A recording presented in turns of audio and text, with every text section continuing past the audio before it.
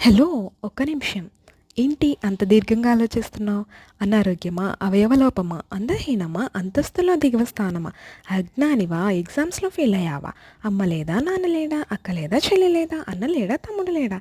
ప్రేమించేవారు దూరమయ్యారా? ప్రేమగా చూసుకునేవారు లేరా? ఉద్యోగం దొరకలేదా? చేతివృత్తి లభించలేదా? వివాహం కాలేదా? భార్యతో గొడవలా? భర్త వేధింపులా? తాగి వచ్చి తిడుతున్నారా? కొడుతున్నారా? అత్త, ఆడపడుచులు ఆడిపోసుకుంటున్నారా? గర్భఫలం రాలేదా? పిల్లలు మాట వినడం లేదా? పిల్లల జీవితంలో సమస్యలా? కోడలు కుంపటిలా మారిందా? అల్లుడు అల్లరి చేస్తున్నాడా? వ్యవసాయంలో కష్టమా? వ్యాపారంలో నష్టమా? ఎందుకు అంత ఆలోచిస్తున్నావు? ఏమున్నా లేకున్నా యేసు నీతో ఉన్నాడు.